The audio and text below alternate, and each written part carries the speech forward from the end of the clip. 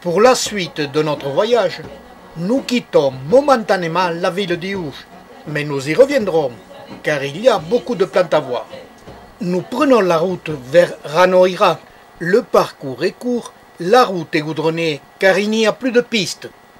Sur ces immenses plaines à pâturage, il n'y a peu de plantes succulentes. Arrivés à Ranoira, lieu touristique par excellence, nous ne nous arrêterons pas. La partie sombre sur la carte, c'est la réserve nationale de l'Ichal, site parmi les plus beaux de Madagascar. Nous avons choisi comme hôtel le Relais de la Reine pour plusieurs raisons. La première, c'est qu'il est intégré au cœur du massif avec harmonie, ce qui nous permet, dès le petit matin, d'aller à la recherche des plantes succulentes qui sont à quelques mètres des bungalows. La deuxième raison, c'est que Madame Colombier, propriétaire de cet hôtel, est comme nous amoureuse des plantes et soutient l'association Cacte Vidéo Madagascar. C'est à partir de cet hôtel, qui est en bordure du massif de l'Ichal, on peut rayonner et aller admirer des plantes succulentes, se reposer des parcours sportifs. Rien ne remplacera quelques jours de marche au cœur du massif de l'Ichal pour admirer les plantes, mais aussi les paysages. Et pour cela, il faut aller à Ranoira, au centre des guides. Et là, votre séjour et l'intendance sera organisé. Pas de souci, les Malgaches s'occuperont de tout. Vous n'aurez comme souci d'être suffisamment pourvu en matériel de prise de vue de toutes sortes. Vous serez accompagné à travers le massif par un guide. Et je vous recommande Joseph, membre de Cacte Vidéo Madagascar. Il est compétent, il connaît bien les plantes, mais il est infatigable. Au petit matin, il nous réveille. Roland lève les yeux pour admirer ce massif que nous allons parcourir. Et nous voilà partis pour 3 jours de marche à travers le massif à la recherche des plantes succulentes. Ce massif de 180 km de long et 30 km de large, de 800 à 1300 mètres d'altitude, a une végétation unique où la plupart des espèces de plantes succulentes que l'on y trouve y sont endémiques.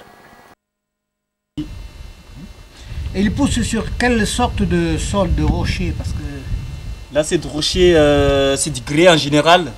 Là, 60% c'est du grès. Mais c'est du grès qui c'est composé avec 4 matières. Il y a des grès qui avec des bauxites de fer, et des grès avec des bauxites d'aluminium, et des grès argileux, et des grès sableux. Comme celle qu'on voit, donc c'est de grès alumineux, un peu noir là, et puis de grès sableux. Et là, on voit les sables là. Voilà. C'est très friable. C'est très friable. Hein. Et c'est ce qui a donné ce paysage tourmenté. Oui, exact. Ouais. C'est pour ça qu'on voit des formes différentes, comme des cités, des canyons, un peu partout. Ouais. Ce paysage tourmenté nous donne des images uniques aux roches ouvragées par le temps et les oxydes. Le soir, les rayons du soleil y jouent avec les palettes de couleurs. Ce Pachypodium rosulatum variété gracillus est l'espèce dominante du massif. Mais il faut souvent escalader pour pouvoir l'admirer de près. Faire quand même attention car sous les pierres il y a des scorpions. Ne pas avoir peur de traverser des ruisseaux, surtout s'ils sont en crue, pour aller voir quelques espèces de lémuriens, comme cette mère Sitaka avec son fils. Ce sont de charmantes peluches qui font la joie des visiteurs. Ces lémuriens, dans la réserve, n'étant pas chassés, ne sont pas farouches. Ils font le bonheur des chasseurs d'images.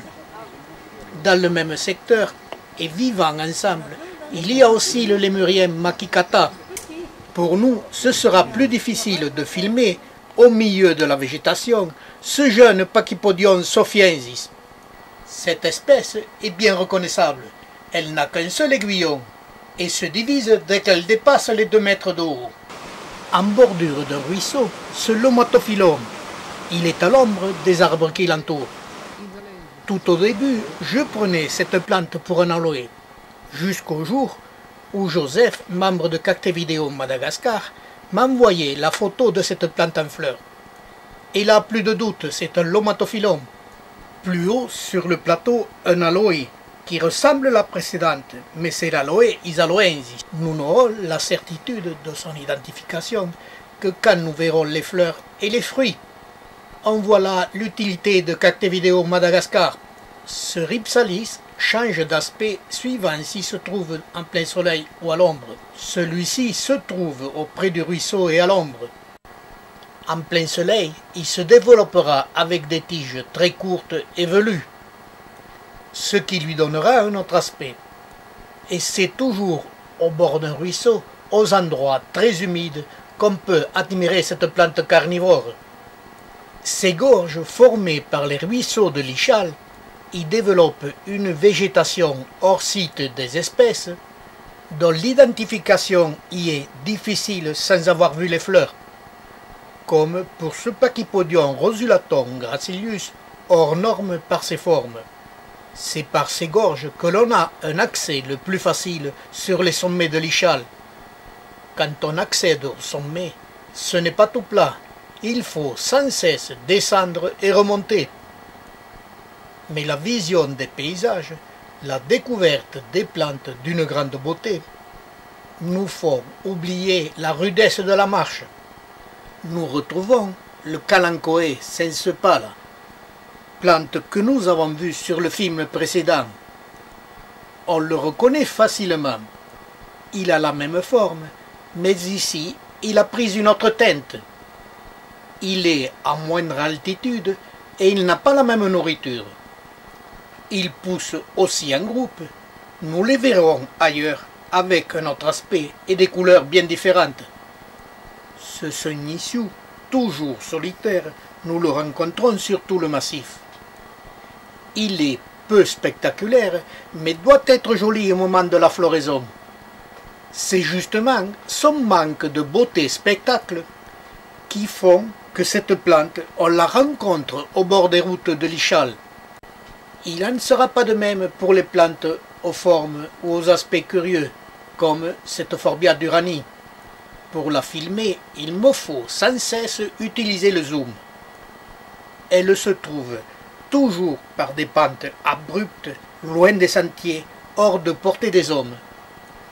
En regardant sa base, on voit bien qu'elle a été souvent coupée. Sont-elles recueillies pour leur beauté de floraison changeante de couleur ou des propriétés médicales ou autres? Il y a peu de plantes de cette espèce, mais toujours à des endroits inaccessibles, proches des ravins. Pour voir cette espèce, il nous faudra souvent longer des canyons ou les traverser.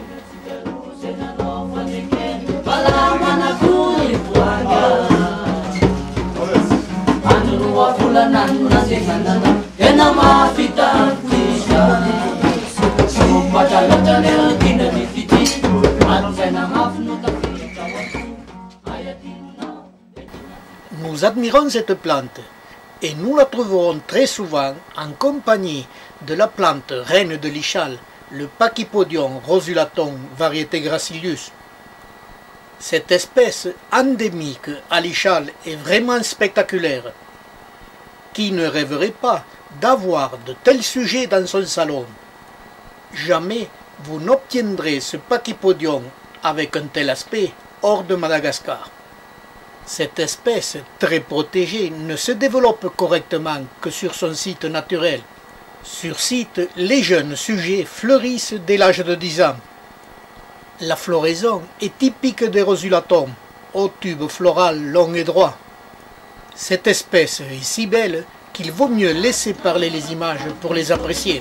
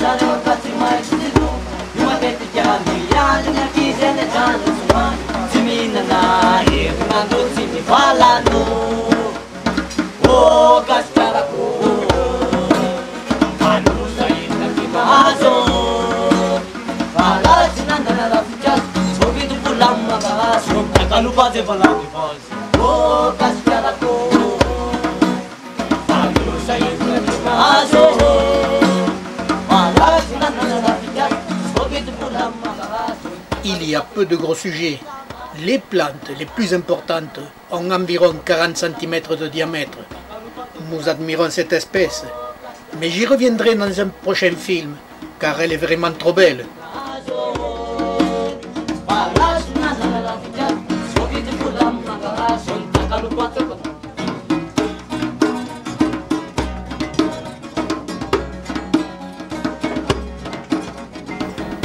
Ces pachypodiums sont très souvent en compagnie de Cynanchum. On les voit au cœur du massif de l'Ichal, aux tiges très verrucosées et aux couleurs blanches. Cette espèce, aux tiges très nombreuses, ne dépasse pas 20 cm de haut. Et toutes les plantes au cœur de l'Ichal sont identiques.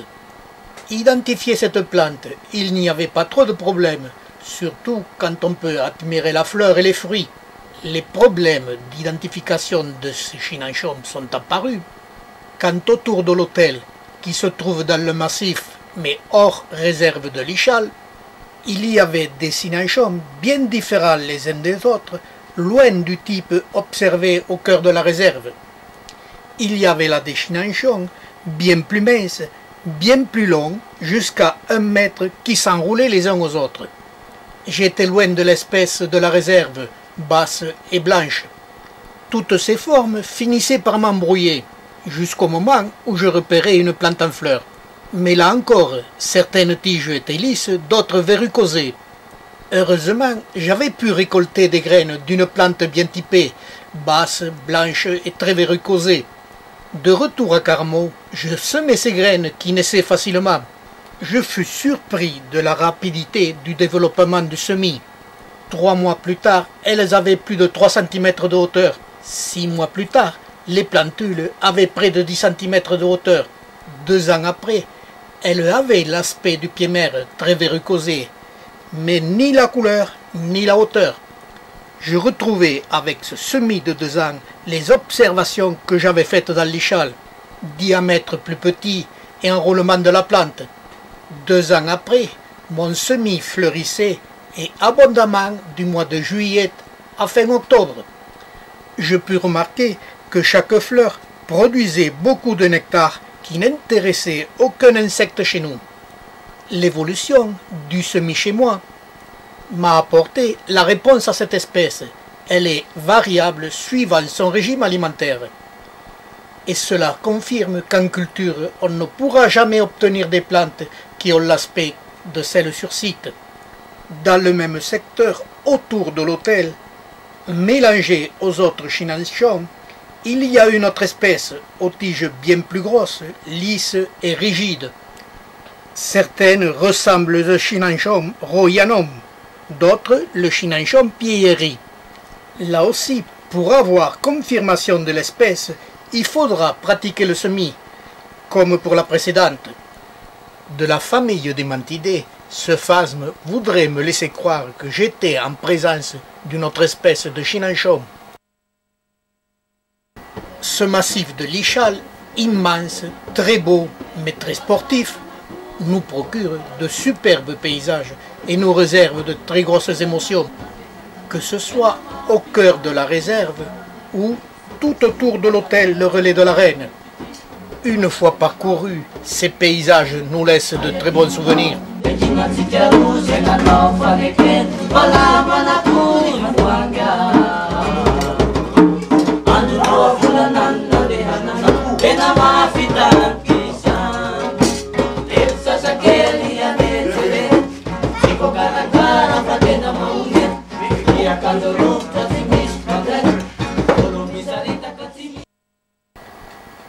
Je vais terminer ce film par une petite particularité.